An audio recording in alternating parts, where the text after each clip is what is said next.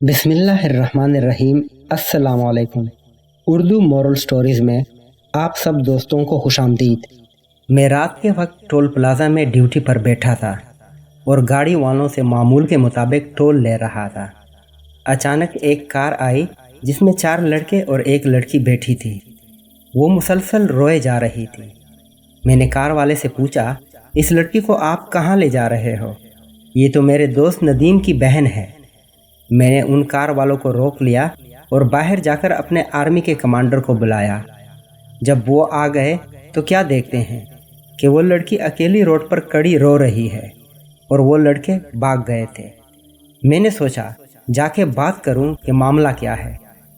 پھر دماغ میں خیال آیا کہ میرا جانا مناسب نہیں ہے، اس لیے اپنے شفٹ کمانڈر کو کہا کہ آپ جاؤ اور اس سے پوچھو کہ کہاں جانا ہے۔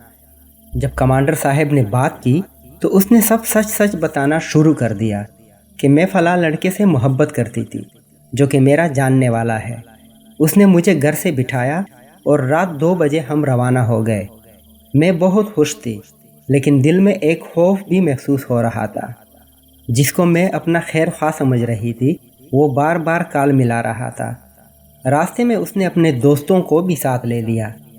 مجھے خطرہ سا محسوس ہونے لگا اور شور کرنے کو دل چاہا۔ پھر یہ سوچ کے چپ ہو گئی کہ میں خود ہی تو اپنا گھر چھوڑ کے آئی ہوں۔ میں نے نہ تو اپنی بیوہ ماں کا خیال کیا اور نہ ہی اپنے بھائی بہنوں کا۔ سارے راستے یہی دعا کرتی رہی، یا اللہ اس بار معاف کر دے، مجھے بچا لے، دوبارہ ایسی غلطی کبھی نہیں کروں گی۔ میں چونکہ دور کھڑا تھا اس لیے اس نے میری طرف اشارہ کرتے ہوئے کمانڈر سے کہا کہ آپ میری طرف سے اس بھائی کا شکریہ ادا کر دیجئے گا۔ اس کے پاس گھر جانے کا کرایہ بھی نہیں تھا۔ کمانڈر اسے اپنی آرمی کی گاڑی میں اس کے گھر چھوڑ آیا تاکہ صبح ہونے سے پہلے وہ گھر میں موجود ہو۔ خدارا میری تمام بہنوں سے گزارش ہے، اپنی نہ صحیح اپنے والدین کی عزت کا تو خیال رکھا کریں۔